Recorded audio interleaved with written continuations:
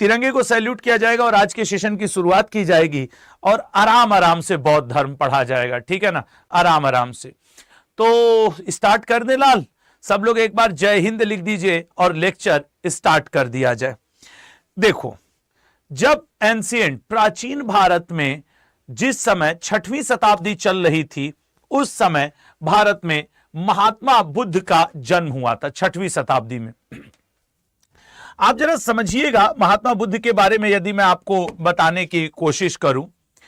वर्तमान में आप चले जाएं गोरखपुर, उत्तर प्रदेश के गोरखपुर में, ठीक है ना, उत्तर प्रदेश के गोरखपुर से थोड़ी दूरी पे एक रेलवे स्टेशन पड़ता है जिसका नाम है नौगढ़ रेलवे स्टेशन, ठीक है ना, Naugarh railway station. Naugarh railway station से लगभग 35 किलोमीटर दूर, लगभग, ठीक है ना, लगभग 35 किलोमीटर दूर, आज के संदर्भ में बता रहा हूं, ठीक है ना। तो नहीं करण कुमार जी, इस पे आपको सीक्वेंस, आपकी समस्या जायज है और आपको इस पे जैसे 2-4 लेक्चर हिस्ट्री के, फिर पॉलिटी के, जियोग्राफी के ऐसे मिलेंगे, क्योंकि उनका एक क्वेश्चन बहुत जायज था कि अगर सर आप इसमें ही ऐसे पढ़ा देंगे तो फिर पेड बैच का क्या लाभ हुआ, जो बच्चे पेड बैच लिए। आपकी बात पूरी हिस्ट्री नहीं हो पाएगी यहाँ पे, क्योंकि मैं इसमें इंपॉर्टेंट बस टॉपिक ही हर सब्जेक्ट, और मैं रोज नहीं आता हूं, हफ्ते में 1-2 दिन यहाँ आ पाता हूं। खैर, तो गोरखपुर नौगढ़ रेलवे स्टेशन से लगभग 35 किलोमीटर दूर आपके वर्तमान नेपाल में एक जगह है जिसका नाम है लुम्बिनी वन, ठीक है ना, जिसका नाम है लुम्बिनी। इस लुम्बिनी में रुमुनदेई नाम का जिला है जो वर्तमान नेपाल में पड़ता है। बैसाख पूर्णिमा के दिन एक बालक का जन्म हुआ जिसके पिता थे सुदोधन और माता हुआ करती थी महामाया। इनकी अब जैसे हम लोग हैं तो हम लोग का जाति है, कुल है, धर्म है, आप सभी का होगा। तो इनके जो पिता थे वो शाक्य जाति से बिलोंग करते थे, शाक्य कुल से बिलोंग करते थे। वहीं जो इनकी मम्मी थी महामाया या माया देवी, ये कोलीय वंश से बिलोंग करती थी। ये आपके पेपर में पूछता है। तो इनको कोलीय वंश और शाक्य गोत्र के सुदोधन और महामाया को एक पुत्र पैदा हुआ। उस पुत्र का नाम इन लोगों ने रखा सिद्धार्थ, कि भैया हमारे यहां सिद्धार्थ पैदा हुआ है। अब सिद्धार्थ पैदा तो हो गए, दुर्भाग्यवश क्या हुआ, इनके पैदा होने के कुछ ही दिनों बाद इनकी माता का निधन हो गया। इनका महामाया, कुछ किताब में आपको माया देवी भी लिखा हुआ मिलेगा, माया देवी जी का निधन हो गया। निधन होने की वजह से सिद्धार्थ जो आगे चल के महात्मा बुद्ध बनेंगे, इनका पालन पोषण, बहुत रिलैक्स वे में लेक्चर चलेगा, इसलिए बिल्कुल भी वो मत होइएगा कि नहीं सर जल्दी, मैं थोड़ा आने जाने में आज थक गया हूं तो और भी रिलैक्स रहेगा। इनका पालन पोषण इनकी मौसी ने किया। इनकी मौसी जो कि प्रजापति गौतमी के नाम से आप लोग जानते हैं। तो जब इनकी मौसी पालन पोषण कर रही थी सुदोधन की जो मतलब इनकी आंटी जो लगेंगी, सौतेली मां कह लीजिए, मौसी कह लीजिए, कुछ किताब लिखते हैं कि बुआ से भी संदर्भित करते हैं। हालांकि आज तक एग्जाम में कभी बुआ या मौसी का जिक्र नहीं मिला है। तो सौतेली मां या मौसी जो कहें आप, महाप्रजापति गौतमी ने इनका पालन पोषण किया। अब गौतम बुद्ध या उर्फ सिद्धार्थ धीरे धीरे बड़े होने लगे थे। तो जो इनके पिता थे सुदोधन, ये सुदोधन के दरबार में एक दिन कुछ संत आए और उस संतों ने एक भविष्यवाणी की। अब संतों ने क्या कहा, ध्यान से सुनो। संतों ने कहा कि सुदोधन, ये जो आपका पुत्र सिद्धार्थ है, या तो ये बहुत बड़ा संत बनेगा या फिर ये एक महान राजा बनेगा। एक राजा कभी नहीं चाहेगा कि उसका लड़का संत बने, नॉर्मल केस में, आमूमन केस में। तो सुदोधन भी नहीं चाहते थे कि उनका लड़का संत बन जाए। दे वांट कि देयर सन बिकम किंग, वो राजा बने। वो तो राजा बनने वाली क्वालिटी अपने लड़के में देख रहे थे, लेकिन राजा बनने वाली क्वालिटी उस लड़के सिद्धार्थ में कहीं दिख नहीं रही थी सुदोधन को। अब सुधोधन बड़े चिंतित रहते थे। सिद्धार्थ की यह स्थिति थी बचपन में कि जब राजकीय दरबार के कार्यक्रम हुआ करते थे तो ऐसे सर झुका के बैठे रहते थे। तो पिता चिंतित हो गए, जैसे आजकल हमारे आपके मम्मी पापा, यार इसका पढ़ने में मन नहीं लग रहा है, ये कैसे क्या करेगा। तो सुधोधन भी चिंतित कि यार संत लोग बोले हैं तुम्हारा जो सन है, तुम्हारा जो पुत्र है, या तो वो संत बनेगा या तो वो किंग, इसके में सारे लक्षण संत वाले दिख रहे हैं, राजा बनने वाले कोई गुण ही नहीं है।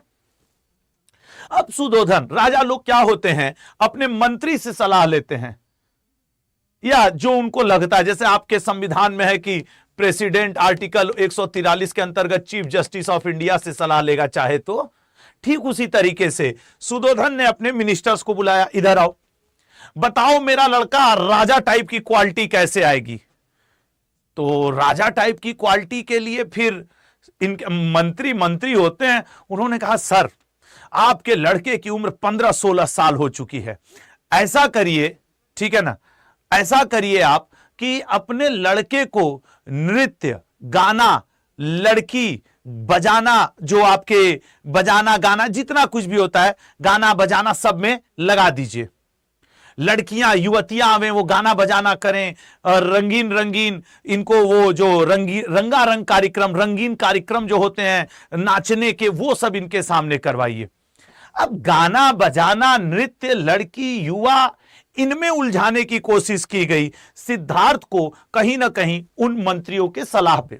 अगले दिन से युवा लड़कियां, युवतियां, गाना बजाना शुरू, एकदम धड़ाधड़। लेकिन सिद्धार्थ उस समय भी दरबार में शांत बने रहते थे, जैसा कि उनका नेचर था। अब यह प्लान जब फेल हो गया, सिद्धार्थ के ऊपर गाना बजाना, लड़की, युवा, युवती, संगति, कोई भी जब काम न किया, तब सिद्धार्थ के पिता सुधोधन फिर से चिंतित, अपने मिनिस्टर्स को बुलाए, बोले अरे यार तुम लोग का मतलब प्लान फेल है, मेरा लड़का पहले भी शांत था, अभी भी शांत है, हमको इसको राजा बनाना है, संत नहीं बनाना है। तब मंत्रियों ने सलाह दिया कि जिसका कुछ नहीं हो सकता है उसका एक काम कर दीजिए। राजा बोले क्या? तो बोले कि भाई इनको ना इनकी शादी करवा दो, सुधर जाएंगे। आजकल भी होता है कि यार शादी करवा दो, सुधर जाएंगे। अब अपने मंत्रियों के सलाह पे सुधोधन ने क्या किया, शादी करवा दी। जब शादी करवाई, समझ रहे हो, तो अब जिस समय इनकी शादी हुई महात्मा बुद्ध की, जो अभी सिद्धार्थ थे, इनकी अगर हम लोग शादी की बात करें तो जब ये मात्र 16 साल के थे, मात्र 16 साल के, तो इनकी शादी यशोधरा से करा दी गई। मात्र 16 साल के यशोधरा से शादी हो गई। शादी हुई, कुछ समय बाद इनको एक पुत्र भी पैदा हुआ, राहुल नाम का। अब कुछ दिन तक तो ये अपने पत्नी और बच्चे के साथ खुश रहे, लेकिन जैसे जैसे उम्र बीतता गया, इनका जो सीरियसनेस था वो और बढ़ता गया। अब इनकी उम्र हो चुकी थी 29 वर्ष। 29 वर्ष एज हो चुकी थी गौतम बुद्ध की। अभी इनका नाम सिद्धार्थ ही है। तो ये इनके पिता कहते हैं यार अब तुम्हें राजा बना दे, अब आओ राज्याभिषेक हो जाएगा। क्या है, मैं तो सत्य की तलाश में हूं, मुझे कुछ समझ में नहीं आ रहा है। तब फिर उस समय मंत्रियों ने कई साल बाद सलाह दिया, सर इनको थोड़ा घूमने के लिए भेजिए, बाहर की दुनिया देखेंगे, 4 लोग से बात करेंगे तो हो सकता है इनकी बुद्धि खुल जाए। अब सिद्धार्थ को 29 साल की एज में बोला गया कि जाओ भैया तुम घूम के आओ। सिद्धार्थ गए घूमने, मतलब अच्छा घूमने के लिए भी एक इनका बहुत बड़ा मतलब कि सारथी था, जिसको मैं हो सकता है वो आपको यहां पे दिख जाए, मैंने कहीं मेंशन किया है। हाँ, ये जब ये निकले महात्मा बुद्ध घर छोड़ करके, तो 29 साल की एज में 39 ईयर एज था इनका उस समय। इनके साथ इनके जो सेनापति थे, मतलब सेनापति तो कहना गलत होगा, जो सारथी होते हैं, चैरियट, जो रथ चलाते हैं, और चन्ना, ठीक है ना, कुछ किताब इसको छन्ना भी लिखते हैं, चन्ना ऑब्लिक, ये मैं यहां पे छन्ना भी लिखूंगा क्योंकि कुछ किताब आपके चन्ना छन्ना भी लिखते हैं। तो सारथी के साथ निकले, और कंटक नाम का घोड़ा था, ठीक है ना, घोड़े को भी मैं यहां पे मेंशन कर दूं, घोड़े का नाम था कंटक। कंटक नाम के घोड़े से ये हॉर्स था, ठीक है ना, ये हॉर्स था, और ये चैरियट, चैरियट मतलब सारथी, निकले। और जब गौतम बुद्ध घर छोड़ करके निकले तो उन्होंने सबसे पहले देखा एक ओल्ड पर्सन, बूढ़ा व्यक्ति, ठीक है ना रोहन, एक ओल्ड पर्सन देखा। देखो ये यहां पे है, इधर आओ, इधर इधर हल्का सा, ये यहां पे है थोड़ा सा, ठीक है, ये यहां लाइव। तो क्या कहते हैं, सबसे पहले एक बूढ़े व्यक्ति को देखे, बूढ़े व्यक्ति को देखने के बाद एक बीमार व्यक्ति को देखे, फिर एक डेड बॉडी को देखे और फिर एक सन्यासी को देखे। इन चार चीजों को देख करके गौतम बुद्ध अत्यंत दुखी हो गए, घर लौट के आए और पहले से ज्यादा सीरियस हो गए। इवन आपसे एग्जाम में यह भी पूछता है कि गौतम बुद्ध के घोड़े का क्या नाम था, गौतम बुद्ध के सारथी का क्या नाम था, और किन चार चीजों को गौतम बुद्ध ने सीक्वेंस में लाइन बाय लाइन देखा था। Old person, diseased person, dead body और फिर एक सन्यासी, एसेस्टिक पर्सन। गौतम बुद्ध आए और उस रात काफी परेशान हुए। इनकी वाइफ ने पूछा क्या है, तो ये टाल मटोल किए। तो वाइफ को लगा कि यार ये हमेशा ही शांत रहते हैं, चिंतन मनन में लगे रहते हैं, कोई बात नहीं। मैं एक बात आपको बताऊं, किसी व्यक्ति के महान बनने में सबसे बड़ा हाथ उसके घर वालों का भी होता है। गौतम बुद्ध सिद्धार्थ से बुद्ध बने, इस बात में सबसे बड़ा हाथ जिस किसी महिला का था तो वो उनकी पत्नी यशोधरा का। सोचो, यशोधरा जो खुद युवा अवस्था में है, 25-30 साल की उम्र में है, और उसको एक 8-10 साल का लड़का है छोटा, और उससे महात्मा बुद्ध सिद्धार्थ ये कहते हैं कि मैं तुम्हें और तुम्हारे बच्चे को छोड़ करके जाना चाहता हूं। आजकल की लड़कियां हो सब नहीं कुछ, सब नहीं कुछ, तो मुकदमा कर देंगी, सब 3 तूफान कर देंगी, मारपीट तलाक सब शुरू हो जाए। यशोधरा ने बड़े ही अच्छे से कहा आप जा सकते हैं, आप जाना चाहते हैं आप जाइए, और आप अच्छे काम के लिए जा रहे हो, मैं आपको क्यों रोकूं। आप समाज कल्याण, सत्य की खोज, सही और गलत की खोज में जा रहे हो, जाइए आप, मैं आपको बिल्कुल भी नहीं रोकूंगी। यशोधरा से अनुमति लेके, अपने पिता से अनुमति लेके, अपने बच्चे को प्यार करके 29 वर्ष की अवस्था में महात्मा बुद्ध ने घर छोड़ दिया। और जब ये घर छोड़े महात्मा बुद्ध, ठीक है ना, जब ये घर छोड़े 29 साल की एज में, उस टर्म को बौद्ध धर्म में महाभिनिष्क्रमण कहा जाता है, महाभिनिष्क्रमण। अब ये अपना घर छोड़ दिए, और घर छोड़ने के बाद इन्होंने सबसे पहले ये निकले तो एक खास जगह पहुंचे, जैसे कि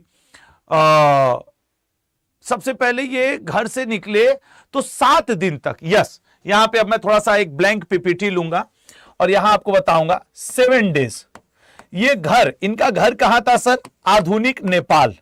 नेपाल से निकले और अपने घर से कुछ दूरी पर 7 दिन तक एक आम का बगीचा था जिसका नाम था अनुप्रिय, अनुप्रिय, ठीक है ना, ये एक मैंगो गार्डन था, क्या था, अनुप्रिय। 7 दिन यहां पे इस आम के बगीचे में रुके। देखो इनका अब जीवन कैसे चल रहा है, ठीक है ना। 7 दिन तक महात्मा बुद्ध इस बगीचे में निकले और यहां पे रुके रहे।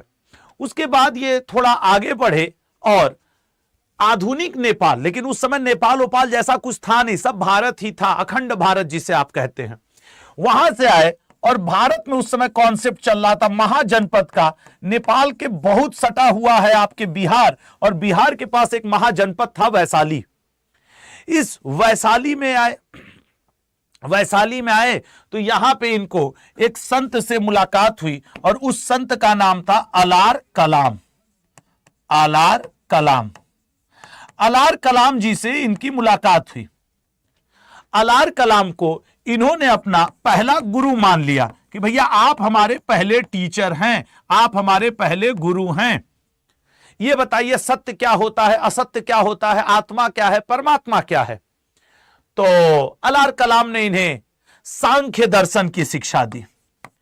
ये सब आपसे एग्जाम में पूछता है कि किस दर्शन की शिक्षा थी, तो सांख्य दर्शन के बारे में अलार कलाम ने इन्हें बताया। ये बोले नहीं नहीं नहीं नहीं, ये सेटिस्फाइड नहीं हुए। फिर ये वैशाली से निकले और फिर आगे बढ़े, ठीक है ना, वैशाली से निकले और आगे बढ़ गए। आगे बढ़े तो ये पहुंचे राजगृह, थोड़ा सा उससे आगे जगह पड़ता था राजगृह। घूमते घूमते महात्मा बुद्ध पहुंचे राजगृह। राजगृह में ये गए और यहां पे इनकी मुलाकात होती है एक दूसरे संत से, जिसका नाम रहता है रुद्र कराम पुत्र।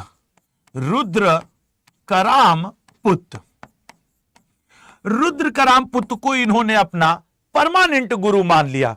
पहला गुरु तो ये अलार कलाम जी को माने, रुद्र कराम पुत्र को इन्होंने अपना परमानेंट गुरु मान लिया। और परमानेंट गुरु से, स्थायी गुरु से ये पूछा कि जरा यार सर आप ये बताइए, कई जगह इसको राजगृह राजगीर भी कहा जाता है, ठीक है ना। अब इनसे इन्होंने पूछा सत्य क्या है, असत्य क्या है, आत्मा क्या है, परमात्मा क्या है, ये सब।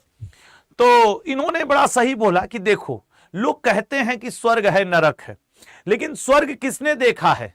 और जो देखा है तो क्या पृथ्वी पे वापस बताने किसी को आया है कि स्वर्ग ऐसा होता है, या जन्नत में हूरें मिलती हैं? कौन आया है लौट के बताने? तो जन्नत में हूर मिलती है कि नहीं, स्वर्ग में सेवा होता है कि नहीं, नरक में दुर्गति होती है कि नहीं, दोजख में बुरा लगता है कि नहीं, ये तो तुम्हें जानने के लिए खुद मरना पड़ेगा ना। मतलब अगर सत्य असत्य सब कुछ तुम्हें पता करना है तो तुम्हें खुद तपस्या करनी होगी, हमसे क्या पूछ रहे हो तुम? ये बात इनको समझ में आई। फिर रुद्र कराम पुत्र ने इन्हें कहा कि देखो बालक, तुम तपस्या करो। अब देखो क्या हुआ। अब यहां पे इन्होंने तपस्या का ठाना कि भैया अब हम क्या करने वाले हैं, अब हम करेंगे तपस्या। इन्होंने तपस्या करने के लिए जिस जगह को ठाना वो था उरुवेला। अभी गया के नाम से आप गया जी हो गया है, ठीक है ना, गया जी। उरुवेला में इन्होंने तपस्या करने का ठान लिया कि यार तपस्या करेंगे। वहां पे इनको 5 संत मिले। अलग अलग राइटर्स अलग अलग उनका नाम लिखते हैं, लेकिन जैसे एक संत का नाम था कौंडिन्य। हालांकि आपसे ये एग्जाम में पूछता नहीं है, लेकिन चूंकि ये हमारा आपका चैनल है तो मैं इस पे बहुत आराम से डिटेल में बात करना चाहूंगा। एक का नाम था कौंडिन्य, एक का नाम हुआ करता था भद्द, ठीक है ना, भद्द और महानामा अस्तगामी, ठीक है ना, कौंडिन्य, भद्द, महानामा, ठीक है, ये सब नाम है जो वो 5 वहां पे मिले हुए थे, ठीक है ना। बप्पा, महानामा, अस्तगामी, ठीक है ना। एक का नाम हुआ करता था बप्पा और एक का नाम हुआ करता था अस्तगामी, ये सब। तो कौंडिन्य, भद्द, महानामा, ये 5 संत मिले। इन 5 संतों के साथ महात्मा बुद्ध उरुवेला में तपस्या के लिए बैठ गए। यहां तक सभी को क्लियर है? तपस्या करने लगे। कुछ दिनों बाद इस उरुवेला की, कुछ किताब लिखते हैं उरुवेला की राजकुमारी, तो कुछ किताब लिखते हैं कि उरुवेला की एक कन्या, कुछ किताब लिखते हैं उरुवेला की निम्न जाति की कन्या, तो कुछ किताब लिखते हैं सिर्फ कन्या। यहां पे एक लड़की रहती थी जिसका नाम था सुजाता, ठीक है ना। वो सुजाता नाम की जो कन्या थी, सुजाता, उसको पता चला यार 5-5 संत और सिद्धार्थ, कुल 6-7 लोग हमारे यहां तपस्या कर रहे हैं, तो क्यों ना हम क्या करें कि उस तपस्या में इन लोगों को कुछ खाने पीने के लिए ले जाए। अब वहां पे सुजाता इन लोगों को खीर लेके पहुंचती है, बढ़िया स्वादिष्ट खीर, बड़े भाव के साथ। इन 5 संतों ने खाने से इनकार कर दिया। महात्मा बुद्ध कहे, अब कुछ भी था तो वो थे राजकीय परिवार से, खाना पीना उनके क्या, कह रहे हैं लाओ यार, इतने दिन बाद खीर आया, एक कटोरा खा लेंगे, क्या ही फर्क है, पूजा तो करते ही रहेंगे ना। अब वो खीर खाने से इन 5 ने इनकार कर दिया और महात्मा बुद्ध को छोड़ के चले गए।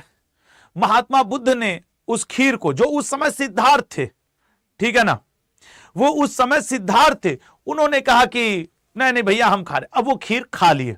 अब ये 5 इनको छोड़ के चले गए।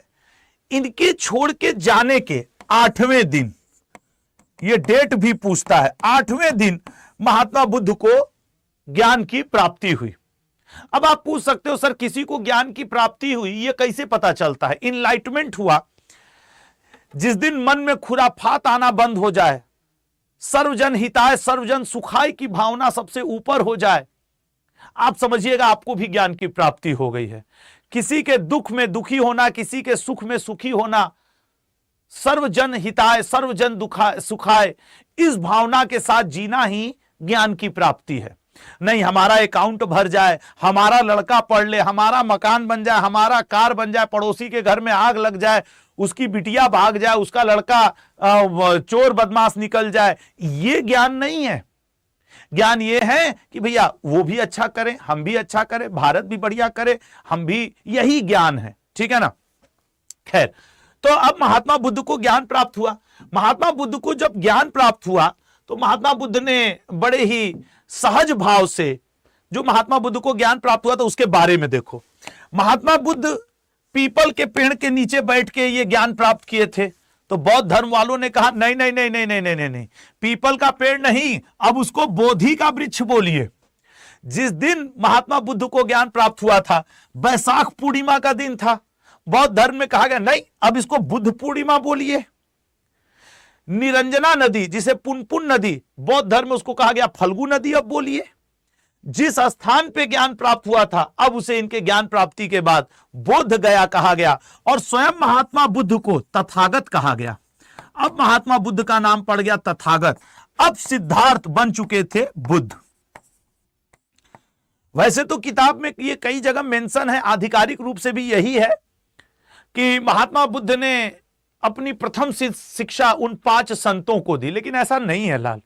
आप कुछ बौद्ध स्रोतों को पढ़ेंगे तो आप पाएंगे कि भाई जब इन्होंने ऐसे अपनी आंख खोली तपस्या के बाद, भाई हमको ज्ञान प्राप्त हो गया, तो इनके आजकल एक शॉर्ट्स और रील भी बड़ा वायरल हुआ है।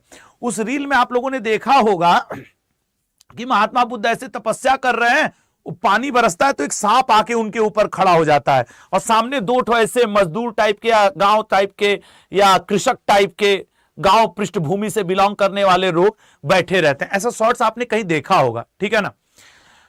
तो वहां पे एक्चुअली ये लोग गाय भैंस चरा रहे थे, नोमैडिक पर्सन थे, चरवाहे थे, जिनका नाम था तपस्सु। एक का नाम था तपस्सु और एक का नाम था भल्लिक, ठीक है ना। तपस्सु और भल्लिक नाम के 2 नोमैडिक पर्सन, चरवाहे, पशु चरवाहा, वहां पे टहल रहे थे। एक्चुअली महात्मा बुद्ध ने किसी से पहली बार किसी से कोई बात की थी तो ज्ञान प्राप्ति के बाद तो इन्हीं दोनों से। हालांकि बौद्ध ग्रंथों में इसकी आधिकारिक पुष्टि कई जगह हो नहीं पाती है, इसलिए ये जानकारी मात्र है, इसकी पुष्टि फिर मैं भी नहीं कर सकता भाई। अच्छा, अब महात्मा बुद्ध आंख खोले उरुवेला बोध गया में। अब गया से ये निकले, और आप आधुनिक समय में भी यहां से निकलेंगे तो ये बिहार की जगह है। अब गया का नाम बदल के करंट अफेयर में गया जी हो गया है। अभी कुछ दिन पहले बिहार सरकार ने नाम बदला। तो ये यहां से निकले, अब बिहार से निकले तो अगला पड़ा उत्तर प्रदेश, और बिहार के इस बोध गया से 150-200 किलोमीटर दूरी पे आपको पड़ जाता है उत्तर प्रदेश। उत्तर प्रदेश में भी जिस पर्टिकुलर जगह पे ये पहुंचे, मेरे घर, आपके घर मतलब वाराणसी, वहीं का तो मैं छोरा गंगा किनारे वाला हूं। अब ये पहुंचे उत्तर प्रदेश में आधुनिक वाराणसी, महात्मा बुद्ध। हालांकि वाराणसी उस समय, वाराणसी में आज भी एक जगह है सारनाथ, जहां से अशोक स्तंभ है, तो वाराणसी में पर्टिकुलर जगह पहुंचे थे सारनाथ।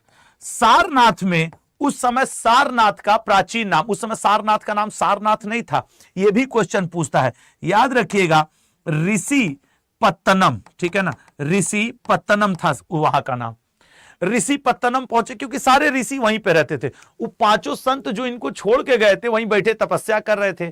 गौतम बुद्ध बोले इधर आओ इधर आओ इधर आओ, तो आ गए। वो बोले यार तुम लोग हमको छोड़ के चले आए और फिर हमको देखो ज्ञान की प्राप्ति हो गई, मैं बन गया तथागत, मैं बन गया बुद्ध, आओ अब क्यों तपस्या कर रहे हो, मैं तुम लोग को ज्ञान दे देता हूं। इनको ज्ञान दिया गया, 5 संतों ने ज्ञान लिया। तो ये महात्मा बुद्ध ने जो पहला ज्ञान दिया वो पाली भाषा में दिया, ठीक है ना, पाली भाषा में दिया। और इनके पहले ज्ञान को लाल किस नाम से जाना गया, धर्म चक्र प्रवर्तन, जो इन्होंने प्रथम उपदेश दिया, फर्स्ट सेरेमन। और देखो गौतम बुद्ध जी ने 29 साल की एज में घर छोड़ा था और 35 ईयर की एज में इनको क्या प्राप्ति हो गई, ज्ञान की प्राप्ति हुई। और इन्होंने जो पहला ज्ञान दिया उसे धर्म चक्र प्रवर्तन कहा गया, ठीक है ना। तो अब ये हो गया, महात्मा बुद्ध ने ये जो ज्ञान दिया था पाली भाषा में, ठीक है ना, पाली भाषा में ज्ञान दिया था। ज्ञान देने के बाद अब इनके शिष्य बड़े तेजी से बढ़ रहे थे, ठीक है ना। तो जब इनके शिष्य तेजी से बढ़ने लगे तो महात्मा बुद्ध जी ने कई अपने उपदेश दिए। अब उपदेश के भी मैटर में माने तो महात्मा बुद्ध वहां से उपदेश देने के बाद अपने जीवन का एक बहुत बड़ा समय श्रावस्ती में गुजारे थे। श्रावस्ती ये उत्तर प्रदेश में पड़ता है, ठीक है ना। एक लंबा समय इन्होंने श्रावस्ती में गुजारा था और इसी श्रावस्ती में जब ये गोंडा जिला में, अभी वर्तमान में आप यूपी में आएंगे तो वहीं रख दो भैया, गोंडा जिला सहेत मंडल ऐसे करके है, वहां पे अपना पर्टिकुलर लाइफ का बहुत बड़ा टाइम बिताया। यहां पे इन्होंने मैक्सिमम उपदेश दिया, मैक्सिमम उपदेश दिया। और एक पूछता है कि अपने जीवन का लास्ट उपदेश इन्होंने कहां पे दिया था, तो सर जहां पे इनकी मृत्यु हुई थी कुशीनगर, कुशीनगर देवरिया उत्तर प्रदेश में ही पड़ता है। बल्कि श्रावस्ती के जंगलों में जब महात्मा बुद्ध थे तो इनकी एक डकैत से मुलाकात हुई थी, दैट वाज अंगुलीमाल।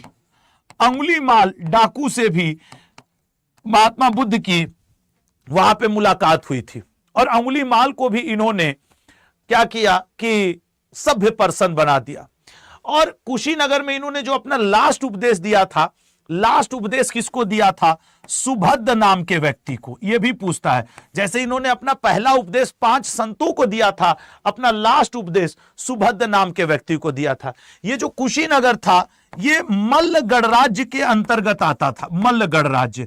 तो कई बार यह भी पूछता है कि किस गणराज्य के अंतर्गत महात्मा बुद्ध की मृत्यु हुई थी? मल्ल गणराज्य में हुई थी, कुशीनगर में हुई थी। सुभद्र को इन्होंने अपना आखिरी उपदेश दिया था, 5 संतों को इन्होंने अपना पहला उपदेश दिया था। और इनका जो प्रिय शिष्य पूछता है, महात्मा बुद्ध का प्रिय शिष्य बना था आनंद, ठीक है ना, आनंद।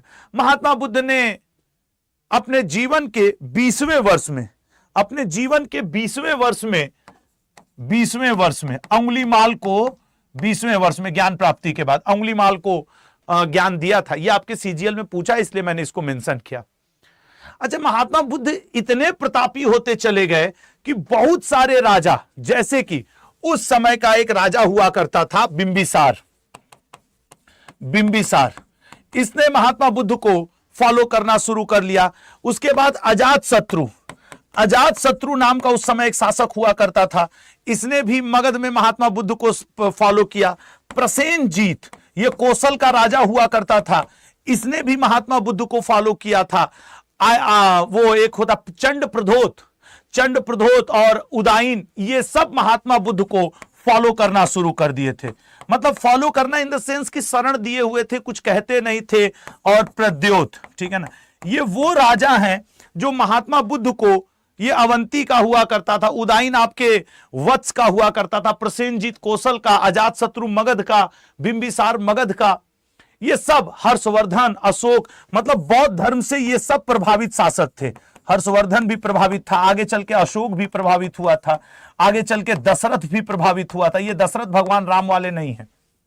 कभी कभी पूछता है आपसे कि कौन कौन से शासक बौद्ध धर्म से प्रभावित थे, तो ये सब लोग बौद्ध धर्म से प्रभावित थे। खैर, महात्मा बुद्ध का जैसे जैसे इनके शिष्य अनुयायी बढ़ते गए, क्वेश्चन मार्क भी बढ़ता गया, लोगों के मन की जिज्ञासा। अब देखो, अब यहां से मेन खेल शुरू हुआ। गौतम बुद्ध ने कहा कि सुनो भाई, उन्होंने कहा जीवन का लक्ष्य ना निर्वाण है। अब देखो, यहां से थोड़ा सा कंटेंट समझना, थोड़ा सा यहां से दिमाग लगेगा, आपका अब प्रयोग होगा। हुआ क्या कि गौतम बुद्ध ने लोगों को 4 आर्य सत्य बताए। देखो अगर आगे, हाँ, 4 आर्य सत्य बताए कि सबके जीवन में दुख होगा। लोग बोले इसमें नया क्या बता दिए। फिर उन्होंने बोला दुख का कुछ ना कुछ कारण भी होगा। तो इनके शिष्यों ने कहा हाँ हाँ होगा ही होगा। कहे दुख का निवारण, तो उस दुख का जब तुम्हें कारण पता चल गया तो उसका निवारण कर लो, सलूशन निकाल लो। तो लोग बोले ये भी कर लेंगे।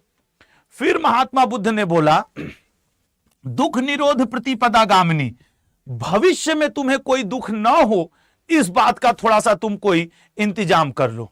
लोग बोले महात्मा हम दुख का कारण, दुख का सलूशन निकाल लेंगे, लेकिन भविष्य में दुख नहीं होगा इस बात की कौन सी गारंटी है? आप बताइए ना, आप बताइए कि भविष्य में दुख नहीं होगा, कैसे दुख नहीं होगा? तो महात्मा बुद्ध ने कहा जो मैं कहूंगा उसको फॉलो करोगे? तो इनके शिष्यों ने कहा हाँ हुजूर, हाँ मालिक, हाँ तथागत जी, हाँ बुद्ध जी, हम फॉलो करेंगे। महात्मा बुद्ध ने कहा कि सुनो, मैं तुम्हें 8 रास्ते, पहले तो मैं तुम्हें त्रिरत्न बताता हूं बुद्ध धर्म का। तो उन्होंने बुद्ध धम्म संघ बताया। फिर लोगों ने बोला अभी आप बोले थे 8 रास्ते भी बताएंगे। महात्मा बुद्ध ने कहा देखो 8 रास्ते तो हैं, उन्हें 8 फोल्ड पाथ या अष्टांगिक मार्ग कहा जाएगा।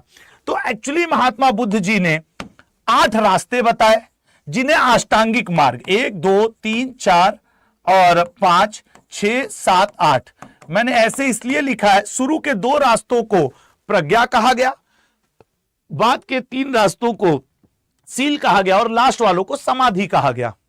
तो लोग बोले यार ये क्यों गोल गोल घूम रहा है। अच्छा, बीच में अभी एक बार बफरिंग हुई थी तो थोड़ा धैर्य रखा करिए। तो लोग बोले कि इसका मतलब है महात्मा बुद्ध जी हर बार जन्म होगा और ये हर बार 8 फोल्ड पाथ को हमें फॉलो करना पड़ेगा। तो महात्मा बुद्ध ने कहा नहीं, तुम निर्वाण की प्राप्ति कर लो, बौद्ध धर्म का आखिरी लक्ष्य है निर्वाण। तो लोगों ने पूछा व्हाट इज द एम, जब लोगों ने एम पूछा बौद्ध धर्म का तो इन्होंने बताया निर्वाण की प्राप्ति। लोगों ने बोला यह निर्वाण की प्राप्ति क्या है। तो महात्मा बुद्ध ने कहा, या मतलब आपको समझाने के लिए मैं कह दूं, जैसे हिंदू धर्म में होता सैल्वेशन, मोक्ष की प्राप्ति, जीवन मरण के चक्कर से मुक्ति, तो उसी तरीके से आप निर्वाण की प्राप्ति कर लो, दीपक का बुझ जाना इसका मतलब होता है। तो इनके शिष्यों ने कहा इसके लिए क्या करना पड़ेगा। इन्होंने कहा इसके लिए मैं तुम्हें 10 रास्ते बताऊंगा जिन्हें बौद्ध धर्म में 10 सील कहा गया। इन 10 सील में से 5 सील गृहस्थों के लिए, तो बाकी के 5 सील बौद्ध संघ में रहने वाले बौद्ध भिक्षुओं के लिए है। खैर, अब इस तरीके से महात्मा बुद्ध जी अपनी चीजों को धीरे धीरे अपने शिष्यों के बीच में फेमस करते रहे, बताते रहे, समझाते रहे, ठीक है ना। उसके बाद समय बीता और समय बीतने के साथ मैं आपको बताना चाहूंगा कि जब महात्मा बुद्ध का अब एज होने लगा था, धीरे धीरे अब वो बुजुर्ग हो रहे थे, तब फिर वही जब इनकी मृत्यु हुई तो इनके मृत्यु को कहा जाता है, क्या कहा जाता है बताइएगा। महात्मा बुद्ध के जैसे प्रथम ज्ञान को हम लोग कहते हैं धर्म चक्र परिवर्तन। तो इनकी मृत्यु 483 बीसी में कुशीनगर देवरिया उत्तर प्रदेश में हुई और इनकी मृत्यु को महापरिनिर्वाण कहा गया। अब यहां से खेल और शुरू होता है। जब इनकी मृत्यु हो गई, ठीक है ना, जब महात्मा बुद्ध की मृत्यु हुई तो फिर एक और प्रॉब्लम लोगों के सामने क्रिएट हुई। क्या क्रिएट हुई, इनके बौद्ध धर्म में फिर इसके बाद 4 मीटिंग हुई, ठीक है ना। महेश कश्यप, या तो तुम पढ़ लो और या तो बार बार स्पैम कमेंट मत करो, ब्लॉक कर दूंगा तो तुम्हें फिर बुरा लगेगा। नालायक कहीं का, खाली इतना बड़ा बड़ा मुंह बना करके भेज रहा है, पढ़ नहीं रहा है नालायक। बट खैर, तो अब महात्मा बुद्ध की मृत्यु के बाद क्या हुआ कि महात्मा बुद्ध के मृत्यु के बाद 4 बौद्ध संगतियां हुई, ठीक है ना। मुख्य रूप से 4 बौद्ध संगति हुई। इन 4 बौद्ध संगति में चारों अलग अलग समय पे हुई, अलग अलग जगह पे हुई, अलग अलग लोगों ने इसकी अध्यक्षता की और अलग अलग राजा थे इसके, ठीक है ना। जैसे आपसे यहां से क्वेश्चन खूब पूछेगा कि पहली बौद्ध संगति कब हुई, किस जगह पे हुई, उसकी अध्यक्षता किसने की और उस समय राजा कौन था, ठीक है ना। उस समय राजा कौन था, इसके लिए मैं एक कोड बताता हूं, जगहों के लिए याद कर लो। रा वै पाकू, रावै पाकू मतलब सर, अब तुम देखो पहली मीटिंग कहां हुई थी सर, राजगृह में, राजगृह पहली मीटिंग। दूसरी मीटिंग कहां हुई थी, वैशाली में, दूसरी मीटिंग वैशाली में। तीसरी मीटिंग कहां हुई थी, पाटलिपुत्र में, तीसरी मीटिंग पाटलिपुत्र में। चौथी मीटिंग कुंडलवन, ये जम्मू कश्मीर में पड़ता है, कुंडलवन, रावै पाकू। और अगर लल्ला आपको इसके राजाओं का कोड याद करना है, ऐसे देखो, अजा का आज कर लो, काला का कल कर लो, शोक का शोक कर लो और कनिष्क में न शब्द है। तो अगर इसका कोड बनाओगे तो बनेगा आज कल शोक नहीं। जैसे हम लोग कहते हैं ना आजकल कोई दुख नहीं है यार, तो वो आज, आज से अजात शत्रु पहली मीटिंग इसके समय हुई। कल से काला शोक दूसरी मीटिंग इसके समय हुई। शोक में, अशोक में देखो शोक है, तीसरी मीटिंग हुई। और एक मात्र राजा जिसके नाम में ना आ रहा है, कनिष्क, चौथी मीटिंग हुई। एक बार में सुनने को आपको लगेगा कि यार कैसे याद कर रहे हैं, 2 बार बोलो ना, 4 बार, आजकल शोक नहीं, आजकल शोक नहीं, आजकल शोक नहीं, याद हो गया, ठीक है ना, आजकल शोक नहीं। और उसी तरीके से मैंने इसके लिए भी कोड बनाया हुआ है कि अगर आपको अध्यक्षों के नाम नहीं याद हो रहे हैं तो ऐसे पमीपुत्र, पमीपुत्र, ये देखो पमीपुत्र, महाकश्यप लास्ट वर्ड ले लिया, सबाकामी लास्ट वर्ड ले लिया, मोगली पुत्र पू तीसरा और त्र लास्ट वर्ड ले लिया। बस इसमें मुझे 20 से लेना पड़ा ताकि आपका कोड बन जाए। तो अगर मुझसे कोई कहे कि बौद्ध धर्म के चारों मीटिंग की अध्यक्षता किसने की थी, तो मैं तो तुरंत कोड लिख लूंगा, पमीपुत्र, ये मैंने लिख लिया, महाकश्यप सबाकामी, ठीक है ना, मोगली पुत्र पू और वसुमित्र का त्र। अब लो, मेरे तो चारों कोड हो गए, ये स्थान का कोड हो गया, ये अध्यक्षों का कोड हो गया और ये राजाओं का कोड हो गया, क्योंकि मैक्सिमम क्वेश्चन आपके यहीं से पूछते हैं। तो इट इज ओके कि हम लोग इसको याद करके रखें, ठीक है ना। बौद्ध धर्म में ये 4 मीटिंग हुई थी। फिर आगे चल के बौद्ध धर्म जो था वो कई मतलब कि ये वही चीज इंग्लिश में यहां मैंने लिख दिया है, ठीक है ना, ताकि इंग्लिश वाले बच्चों को दिक्कत ना हो। फिर बौद्ध धर्म में मीटिंग होने के बाद बौद्ध धर्म में कई साहित्य बने। बौद्ध साहित्यों को मूल रूप से हम लोग त्रिपिटक कहते हैं, लिखे गए हैं ये पाली भाषा में। अब जैसे देखो, यहां पे देखो, मजा आएगा आपको।